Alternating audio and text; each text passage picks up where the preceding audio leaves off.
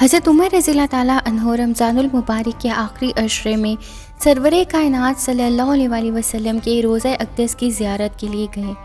وہاں روضے کے سامنے ایک اعرابی دیہاتی کھڑا دعا مانگ رہا تھا۔ حضرت عمر رضی اللہ تعالیٰ عنہ اس کے پیچھے خاموش کھڑے ہو گئے۔ وہ اعرابی یہ دعا مانگ رہا تھا: اے میرے رب، یہ آپ کے حبیب صلی اللہ علیہ وآلہ وسلم ہے، میں آپ کا بندہ غلام ہوں اور شیطان آپ کا دشمن ہے۔ اے میرے رب، اگر آپ میری مغفرت کر دیں گے تو آپ کے حبیب صلی اللہ علیہ وآلہ وسلم خوش ہو جائیں گے اور آپ کا یہ بندہ کامیاب ہو جائے گا، اور آپ کا دشمن غمگین اور ذلیل و خوار ہو جائے گا، اور اگر آپ نے میری مغفرت نہ فرمائی تو آپ کے حبیب صلی اللہ علیہ وآلہ وسلم پریشان ہو جائیں گے، دشمن خوش ہو جائے گا اور یہ بندہ ہلاک ہو جائے گا۔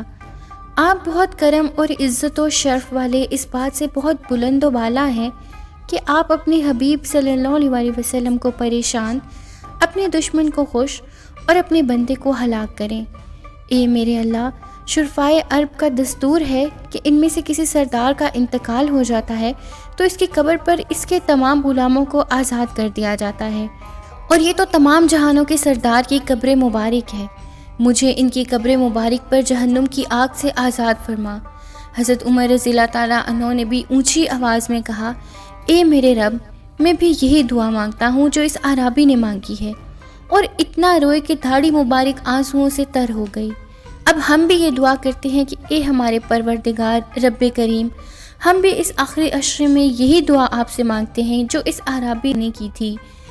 ہمارے آباء و اجداد کی، ہماری ماؤں کی، ہمارے تمام رشتہ داروں اور ان تمام لوگوں کی جن کا ہم پر حق ہے، ان تمام لوگوں کی گردنوں کو جہنم کی آگ سے آزاد فرما دے۔ آمین یا رب العالمین۔